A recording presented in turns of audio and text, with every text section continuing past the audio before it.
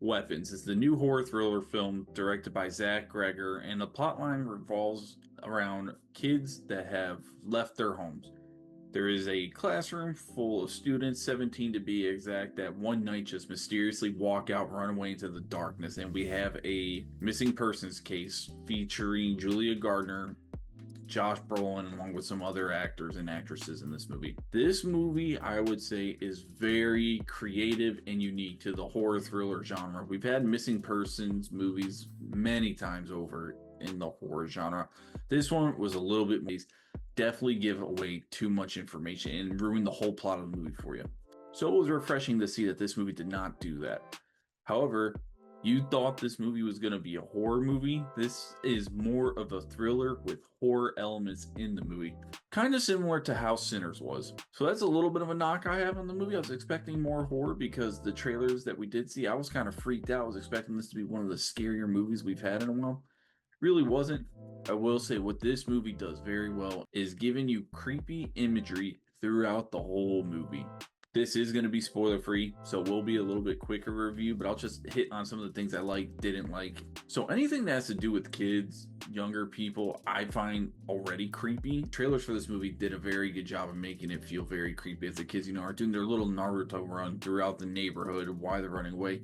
And the overall mystery and intrigue of why did these kids run away? What is taking place along with the title and the mystery just surrounding this film made it very interesting. I was not bored at all in this movie, even though there are parts where it could feel like a little bit of a slow burn for some. I would think it's probably going to be a problem. I thought they did a good job by the shots that he puts in the movie. There are a lot of very creepy imagery woven throughout the film.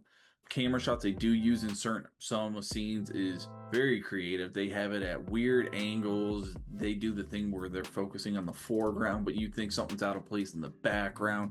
It keeps you on the edge of the seat, like making you wonder what is going to happen, what is going to pop up. Is there going to be a jump scare? There's a few in here, overly populated though, and the cinematography in the film was shot very well. This is a very good looking film. So this isn't much of a spoiler, but I will talk about how this movie is shot. If you thought you were going to be following your main character, Julia Gardner, throughout the whole film, that didn't really happen in this. It is told from multiple points of view, and I feel that kind of kept the story interesting. It's one of those movies where this was happening with this person at this time, this was happening with this person at this time, and then it all comes together full circle for our climax of the film, for the ending of the film. Some of them did feel a little dragged on, but that's all right. I enjoyed the film throughout. This movie does feature some gore, which I was not expecting.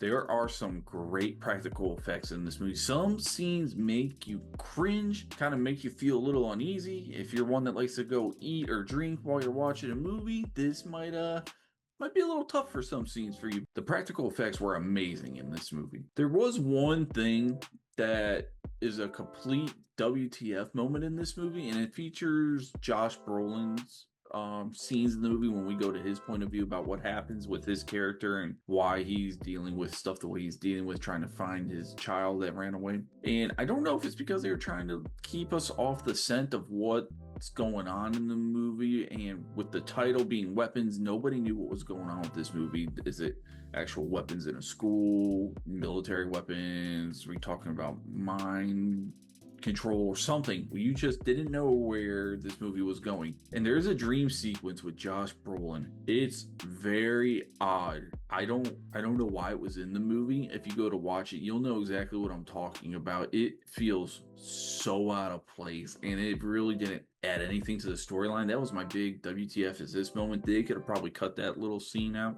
Other than that, Josh Brolin I thought did a very good job in this movie. There was rumors that Pedro Pascal was supposed to be in this, and I have to say, good call not putting him in this movie. I don't think he would have been able to do a great job in this movie like Brolin did. Brolin played his role very well. I don't see Pedro being able to bring to the character and the situation that Josh Brolin did. So while I was watching this movie, I was getting Longleg vibes. The way that the movie was flowing, how things were happening, how the plot was progressing. And you know what? I really enjoyed Longlegs. I thought that was a very good film. So this film, if you liked Longlegs, I think you're going to enjoy Weapons as well. This is definitely pushing to be one of the, the best horror movies of 2025. Now, there was one thing I kind of had a problem with near the end. Our climax, there's so much buildup and tension to the climax of this film and like the big, sequence we're gonna have.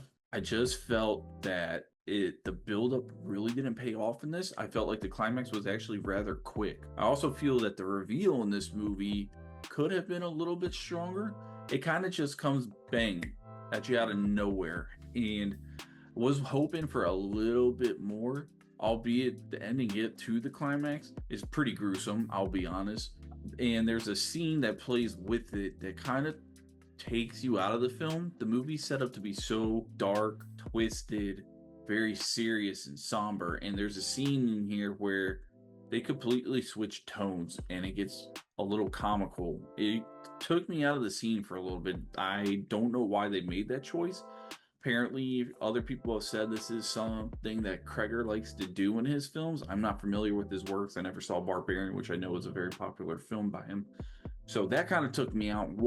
I didn't like that. I wish they would have kept it more of the dark undertone that they had kept throughout the whole movie. So overall, this movie was very fun. Didn't know what I was getting into. I was expecting to be a lot more scared than what I thought going in.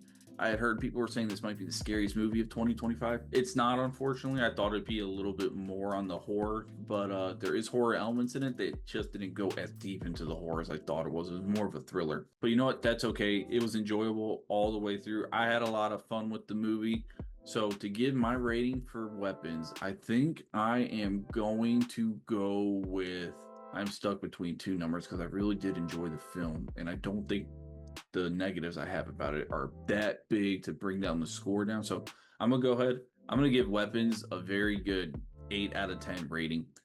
Definitely go and see this in theater. I think you're gonna enjoy it, especially if you like long legs. If you like a little bit more of a slow burn film with very creepy imagery, this film is gonna check all those boxes for you. Thank you for tuning in to another episode of Dakota's Cove. Hey, you like the content? Make sure you leave a like, subscribe, comment below. Let me know, have you seen Weapons and what did you think of the film? And as always, be a friend, tell a friend, come on down to the cove, the water's fine, baby.